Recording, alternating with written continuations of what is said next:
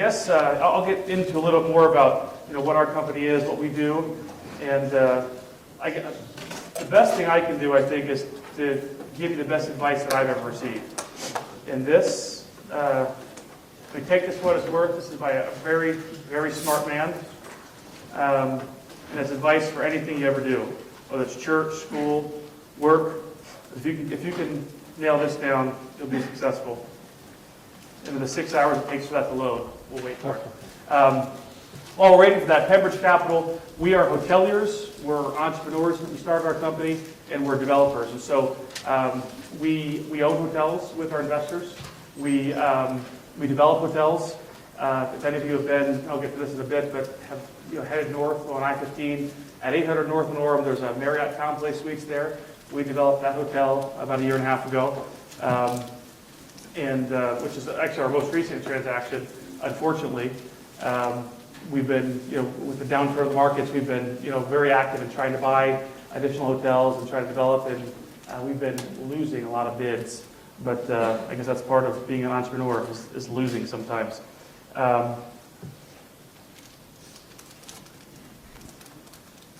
So our goal, and at least my goal in presenting, I usually do this with my business partner, so I'm going to accidentally reference me as us. There really is only one me. My goal in talking to you guys today is to give you an accurate idea as to the ups and downs, the good, the bad, and the ugly with respect to entrepreneurism in general, but also specifically related to what we do with real estate, hospitality. It's a pretty exciting business. We've had a chance to be involved in some pretty fun and exciting transactions. But being an entrepreneur is not for everyone. To give you a little bit more of my background, I attended BYU for a couple of years. I actually didn't graduate here, but did attend here for 2 years. Love BYU, big fan of BYU, and really the only reason I didn't stay here is because I wasn't good enough. I played football here, or at least I sat on the bench here, and sitting on the bench got old, so I transferred to another university. I ended up at the Wharton School at the University of Pennsylvania, and they didn't require me to be quite as big or quite as fast or just quite as good, and I still got to play. So I'm a huge fan of BYU. Unfortunately, I married a woman who is a Utah fan, and you can imagine the discord and disharmony there is in our home with living with the Ute. But other than that, she has great qualities and characteristics. I'm hoping she goes, this is on YouTube? I told her, that's not good. She'll see that. One of the reasons I mentioned my wife is because, being an entrepreneur, you have to have the right partner.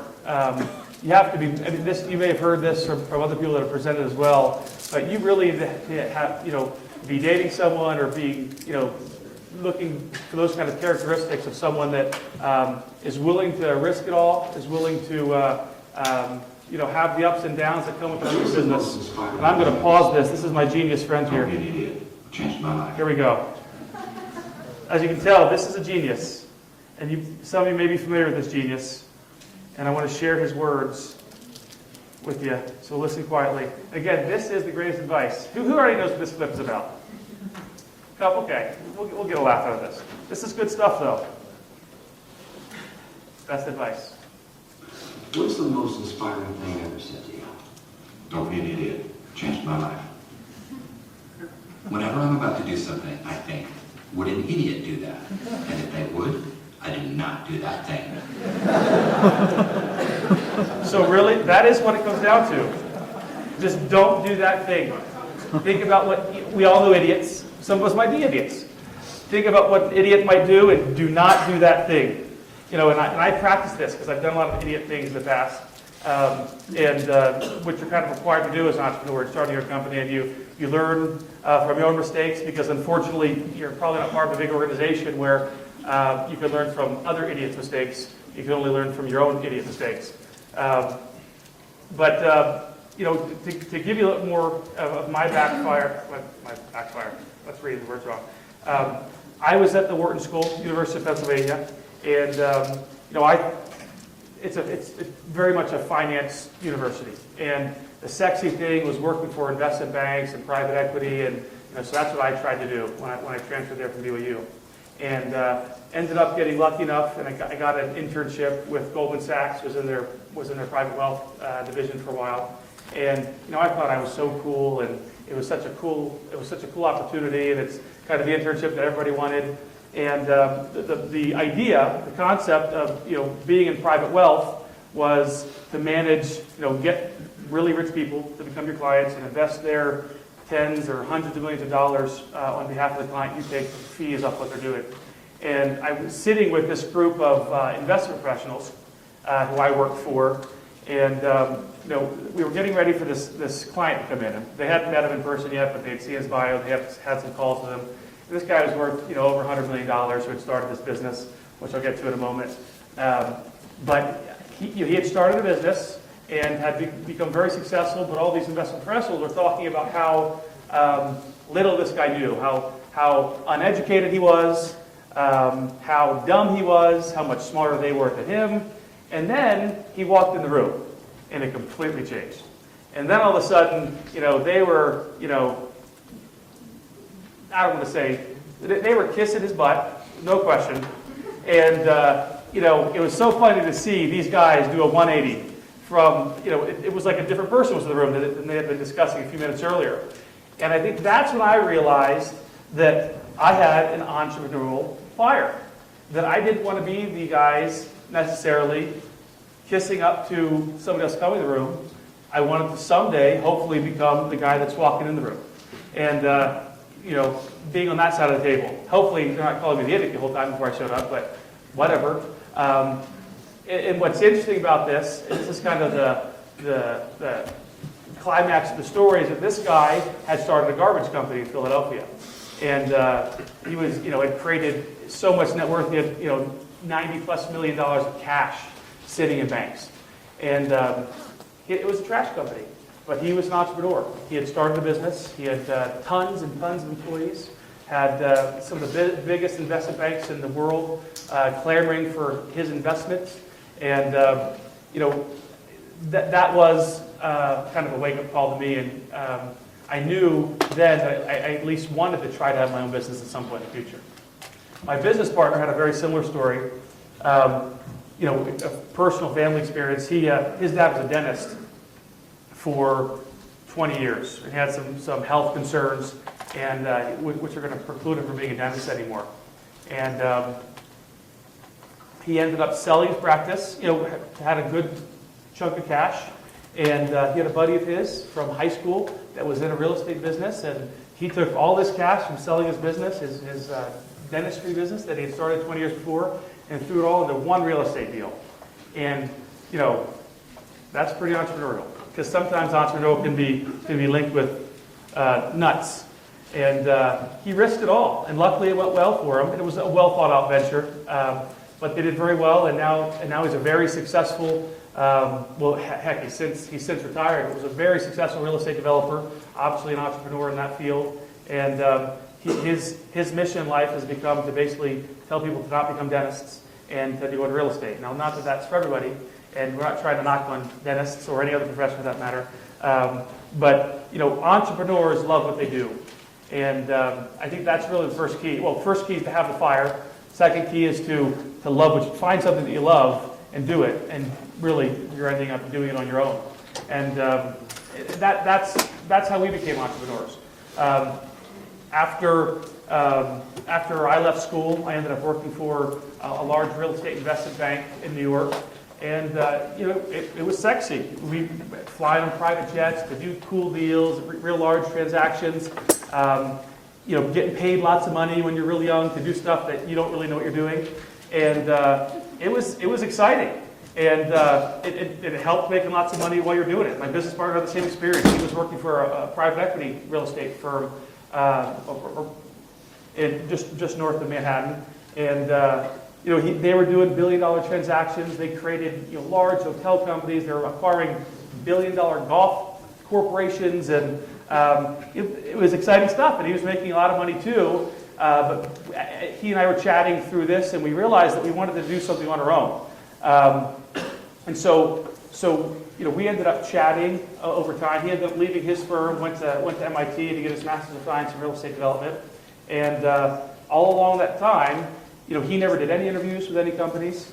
He knew he was going to go do his own thing when he finished. I was still at the same firm in New York, and we'd spend our nights coming with business ideas.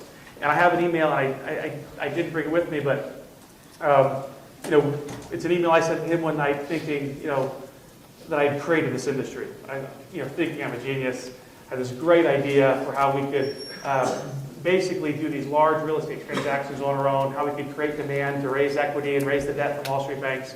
And, after we delved into it a little more, there were lots of people doing this already for about 3 years. And so we're not quite as smart as we thought, but we still thought there was an opportunity for us to get involved.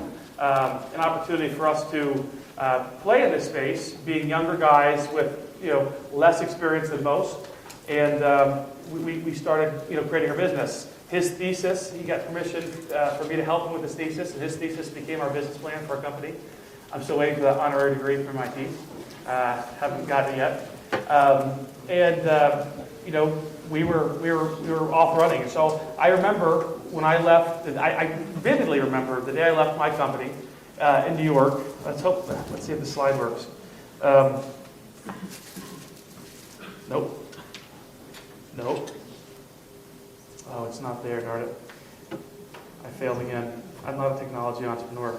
Anyway, there was an article, it was actually an advertisement in the Wall Street Journal, and it talked about, I don't know, you may have seen this before, this is years ago, but it's a guy that says, I used to work for the man, now I am the man, because he went and did his own entrepreneurial venture. And so I cut this out of the Wall Street Journal, and I made like 30 photocopies and put it on the desks of all my friends and bosses, and then left.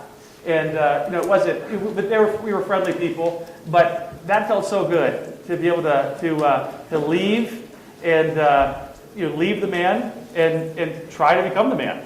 And there's a lot of risks associated with starting a business.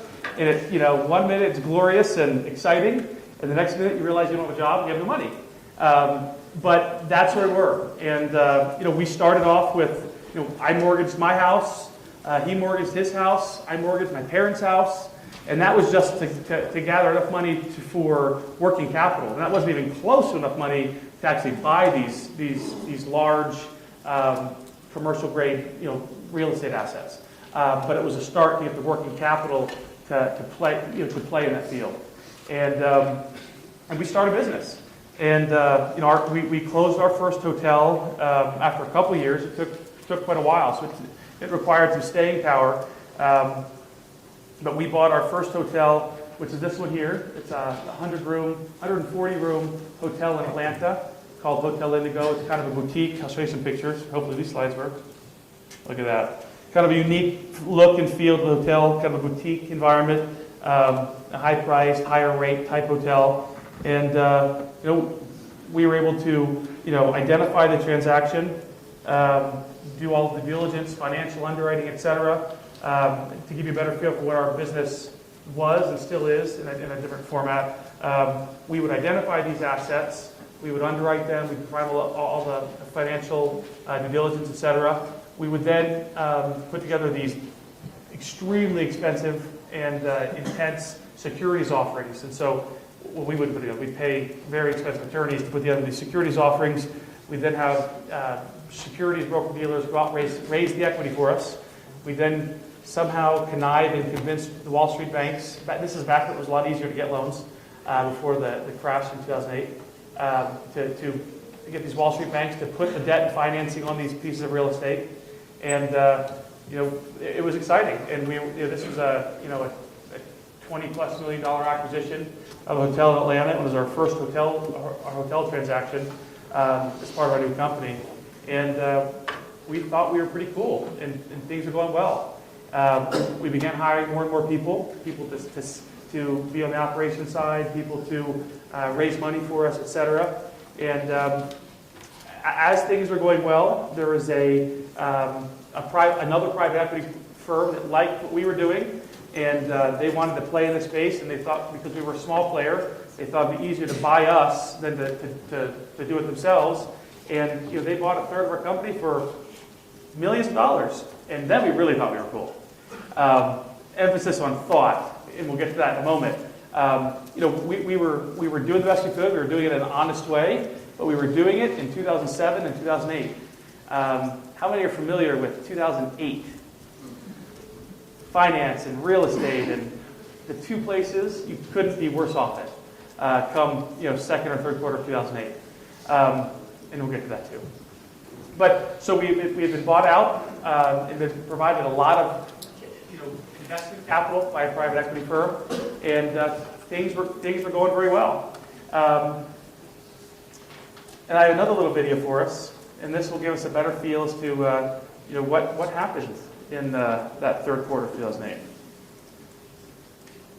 think I've watched this too many times; it gets a little depressing. Let's see here. If anybody's familiar with Terry Tate, the office linebacker, to preface this a little bit, as this takes 10 minutes to load. So this little fat guy, that's me. And this is the real estate market. This piece of cake was good cake.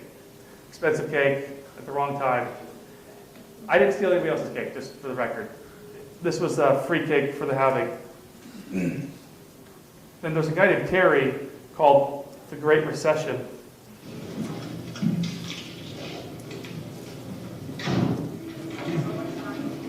Hey, how are you? Good cake. That's the mom's cake. You need someone else's cake. As much as plain cake. And you won't. Second of that. You know what? No second to that. So here's Pennbridge Capital, third, fourth quarter of 2008. Here's Terry.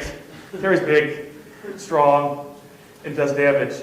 And that's how we felt come third quarter, fourth quarter of 2008. And I really reference this more as, again, if you're looking to be an entrepreneur, there are some serious ups, right? There were some serious benefits which we can get into, and there are some serious downs. And everything you do equates to the bottom line.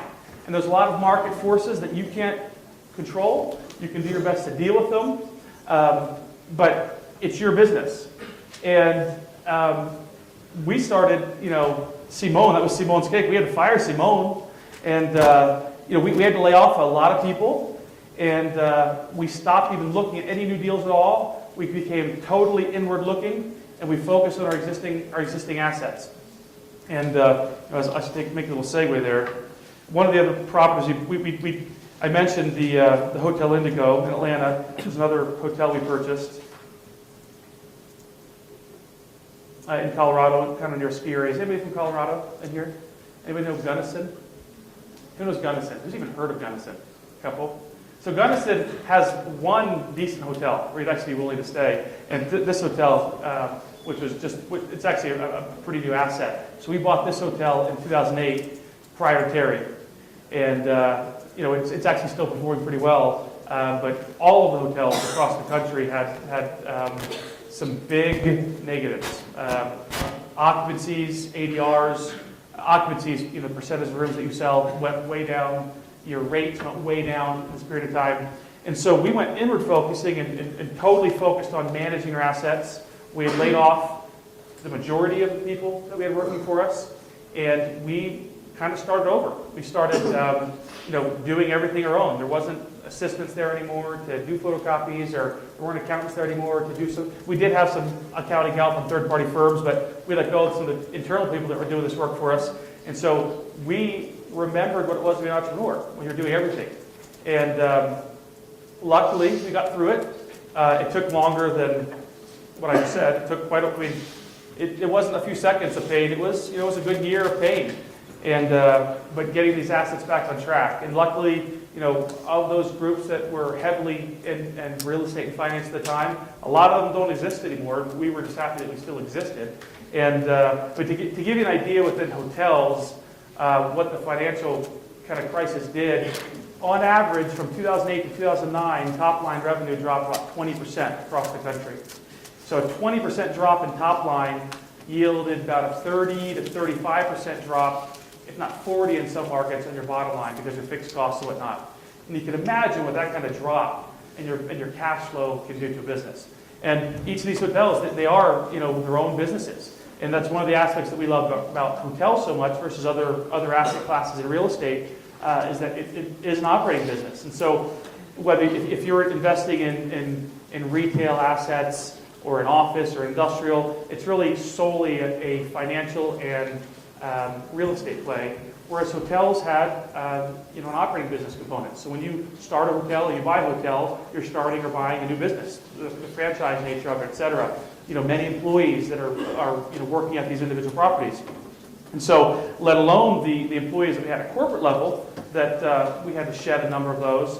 There was some pain and suffering at the individual hotels. Now, luckily, things have come back very well. And we're lucky to be around and for these hotels to be actually doing much better now and quite well. And but it was a dark period of time. And this is probably where I'd stress again, making sure that your companion, especially at BYU in this atmosphere, stressing that you have the right, that your companion. I mean, if you already have your companion, your spouse, don't go change companions to get into be an entrepreneur. But it could be part of your decision whether you want to be an entrepreneur.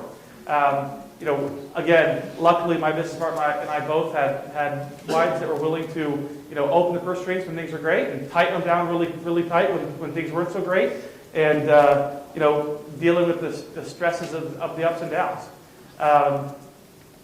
Anyway, we got through this period of time, and the most recent transaction that we did, and this is, you may recognize this. I don't know if you recognize it in that picture, but this is a rendering of the hotel that we just developed in Orem at 800 North. I'm going to grab my phone so I can see how much time we have. And so to talk a little bit about the development process. And so as a developer, we basically played quarterback between contractors, banks, equity investors, consultants, architects, engineers, etc. And so we went out. We had so the first thing was to get the flag. And so the way the hotel industry works is Marriott doesn't own hotels. Marriott, in very few instances, operates hotels. Mainly, they're a franchise business, and so they sell you the name Marriott, and that you pay royalties for being a Marriott. And we were still a small company. We thought we had some good successes in hotels, but we had not yet done a Marriott deal, which was kind of seen as the cream of the crop within hotel franchises. And this is one of the brands, and my business partner was really headed this up. He went and Marriott and said, "Hey, we'd love to do a hotel deal." And I said, "No, thanks." And he said, "Well, we're going to do this, and so you're going to have to deny us." So he went out, found the dirt, and we worked on this transaction. We put it under contract and took it back to Marriott and said, "Look, we'd like to build. We've tied up the dirt, which all your other guys you had told us that we're trying to tie up. We actually did it." And they said, "Well, that's great, but you're not going to be a Marriott franchisee. You should give it to these guys." And that was pretty frustrating. And so my business partner especially had quite a bit of endurance and kept fighting and said, "Look, we're going to apply for this. We're going to put in the application. And if you're going to deny us, you're going to deny us. But we're definitely not giving this away to somebody else." And luckily, they ended up, I guess they, eventually liked what we put together and were willing to give us the franchise, and we were able to start building this hotel. And I mean, from the, even from the previous picture, from dealing with the architect and putting the plans together to the actual construction of the property, and dealing with engineers, the banks, etc., we were able to put the deal together. And that's a picture of what the hotel looks like today, right off 800 North in Orem. This is actually the only deal we've ever done in Utah. Everything else has been outside of the state. And but it's been great. The hotel is doing very well now, and we're glad we were persistent and had the opportunity to do our first development deal with the hotel. Any questions first about the process of development or anything we've gone through so far?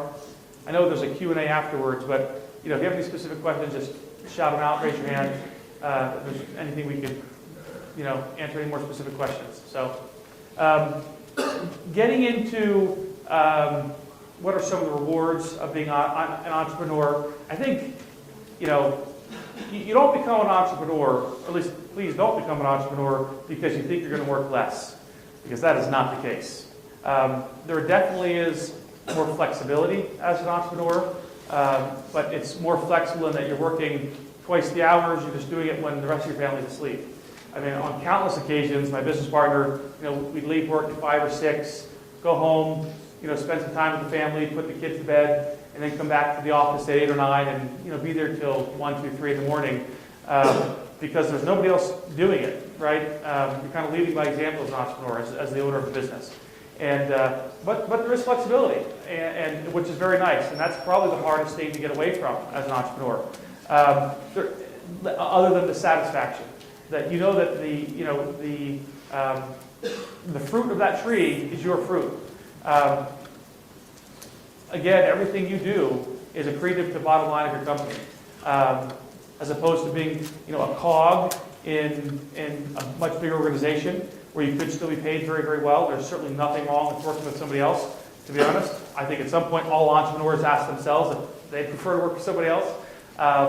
But if during the crash, for example, in 2008, if we had worked for those Wall Street firms still, it would have been a tough time, and maybe our bonuses would have dropped a little bit in 2008 or 2009.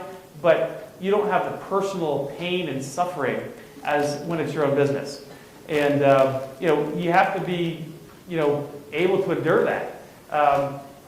I think one other aspect is deciding what kind of, obviously there's a million different industries out there, and most entrepreneurs are more technology-centric. I obviously am not technology-centric, but I would say, choosing the type of structure of your business, regardless of what your product is going to be, do you want to be a sole entrepreneur? Do you want a business partner? I have a business partner. I don't know how I would have survived or how he would have survived if either one of us had to kind of bear the burdens of what took place by ourselves. That would have been tough. Having said that, some prefer to do it on their own and not have another voice in the mix.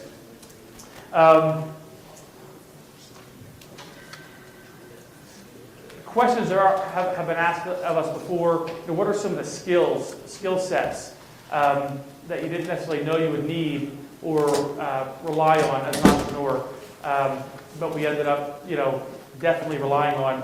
I'd say one of those is accounting. Any accountants here?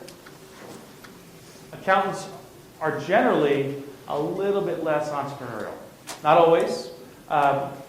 Having said that, as an entrepreneur, we had no choice but to become accountants at times. As an owner of a company, especially when it comes to tax and the tax implications, and we would spend so much of our time adjusting our business, changing our business based on accounting rules, and how those things didn't just affect a company, but as they affected us, individually and personally as owners of the company. And so from day-to-day accounting to longer-term tax planning and those kind of things, accounting was extremely important in our business. And I know some accountants that are extremely not entrepreneurial. And I know some others that are very much entrepreneurial and are clawing to get out of accounting firms because they have that fire and want to do their own thing.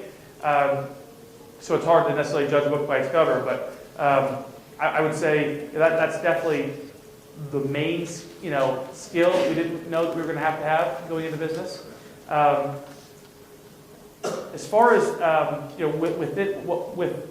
within real estate, within hospitality, I wouldn't say. Look, there's a. How many of you are familiar with the mentoring program that the Rollins Center does? Has anyone delved into that at all? So I'm on there as a possible mentor, and there are a lot of other mentors as well. At least 50% of those guys are kind of technology-driven businesses, and they get lots of students signing up. There aren't quite as many entrepreneurs that are looking for a real estate guy to mentor them, and so we're a different kind of entrepreneur. We did start a company, but we didn't invent or create something new other than liking what we did at our old job and thinking we could do it just as well or do it on our own. But I guess I would say if you're looking to be more creative, being an entrepreneur provides some great opportunities. I'm not quite as familiar with the creative side. Within the hotel world, there's a lot of frou-frou and fluffity service stuff, which you can't say that to the guests because that doesn't go very well. But we aren't very good at that. So we had to hire very good general managers for a hotel that were a lot better at the frou-frou. We were very much numbers guys, finance guys, and haven't done so well with that aspect of the business. And so you need to complement yourself. Know what your weaknesses are as an entrepreneur, and be able to surround yourself with people that have skill sets that are better than yours in some circumstances and specific areas. Again, for us and for me, for me in particular, we had some heated calls at first with management companies, groups that were helping to run our hotels, and they saw the business very different than we did. Well, the guests are happy, but we're losing money this month, right? And we had to get over that pretty quickly and get some buffer people between us to be successful there.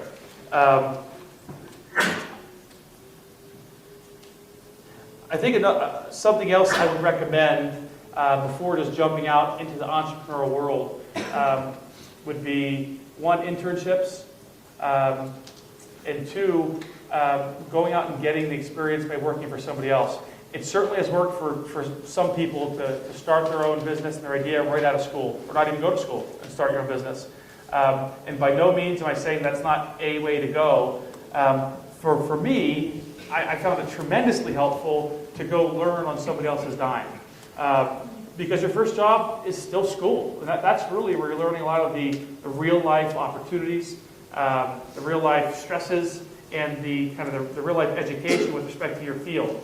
And I'm a big proponent of doing the best you can at school, getting the best job you can get, staying there long enough to learn what you need to learn, and maybe even switch industries during that period of time, and then decide if that's something you want to do on your own. Maybe take the leap after that.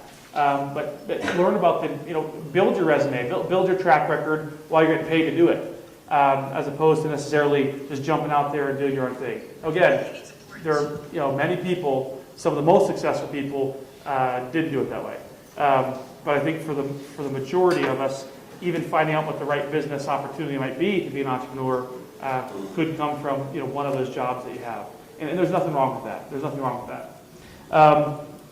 Other than that, I'm going to leave it open to any questions that you have. I know, again, we'll do the Q&A in the other room, 710 hereafter. But if there's any specific questions that we have that you'd love to hear or share, or anything that I can answer, I'm here. Go ahead. Yeah, add questions now, and then I guess until the class, unless you want to let them go, or I guess we have 9 minutes. We can ask questions here, and then we can do more specific questions up there afterwards.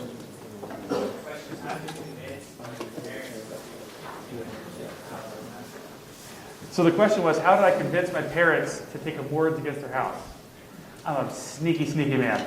My parents loved me. I'm the first kid. Other than that, I have no idea. They believed in what we were doing, and we had already had some success. We had been doing this business with other firms previously, and I guess they thought we were good for it, and it ended up working out very well. And part of that was the track record. It was the track record of having done the same business before. When I was in New York, my business partner was in Connecticut. So we weren't new to the business. We were new to the business on our own. So, there's no chance they would have put a mortgage on their house if after college I would have said, yeah, I'm going to go buy a hotel. Yeah, right. I would have been looking for new parents, I'm sure. So, any other questions?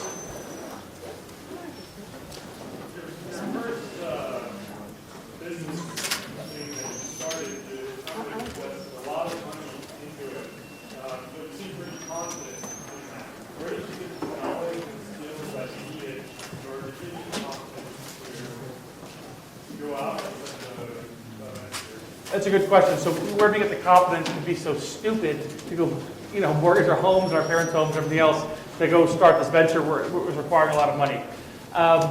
Youth is one of them. So I'm a relatively young guy still. We were younger back then. And there's something to be said for being young and kind of dumb. But really, though, I would say, again, kind of a similar answer to before.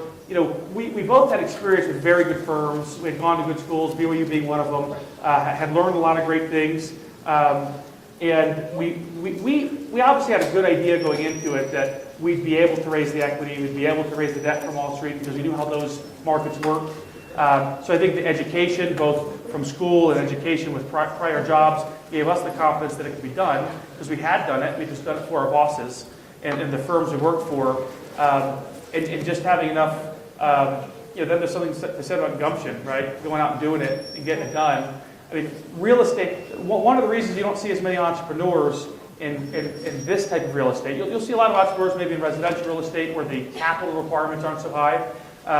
You don't see quite as many entrepreneurs in this type of a field because it's so. I mean, real estate is probably the most capital-intensive business you could ever get into. You just need so much money to do it, and again, one of the reasons you don't see that many entrepreneurs in that space because it is so capital intensive. And the money that we were raising, we were mortgaging our homes, our parents' homes, etc. That was literally money. Basically, it was chase money. It was the hundreds of thousands of dollars we had. It was hundreds of thousands of dollars we were accumulating to go out just to put down as deposits for these deals. A 1% deposit on a large real estate transaction. And that gave us enough time to go out and scramble and put together the securities offerings, to scramble and do all the due diligence, financial underwriting, and then eventually gave us the time to bring in the equity investors and to bring in the debt to get the deal closed. So by no means was that even close to enough money to actually buy these things. Because if you have that much money to buy them by yourself, without equity partners or debt, you're probably at Hawaii hanging out. That was really the chase money for the deals. Any other questions? How did you stay positive during the really, really bad times in 2008? Any tips or advice? That's a good point. So how do we stay positive in the really bad times of 2008? I think a big part of that was having a business partner. I literally would have jumped off a bridge if I was doing this by myself. There's from employee. As a business owner, regardless of your business, you're responsible for the livelihood of many people, depending on how many people work for you. And that's a big stress in of itself. When we let some of these people go, one of them was one of my business partner's best friends. It was like they served the same mission. I think they were MTC companions. And they were friends before any of that. And we had let him go. So those are some serious stresses that were not fun. And I know that if he didn't have me as a business partner, he would have jumped off something much higher than the bridge. But I think having a business partner, having someone as a sounding board, I think having a great spouse, someone that's understanding, and living within your means during the process. So we did very well early on, but we didn't go out and act like we were living really well. We weren't going out and buying all kinds of crazy things. We knew that the heyday wasn't necessarily going to last forever. And I think because we had lived relatively frugally, there wasn't a major change in our lifestyle. And we had great support. I guess we'll go up to the other suite for the Q&A, but we appreciate it.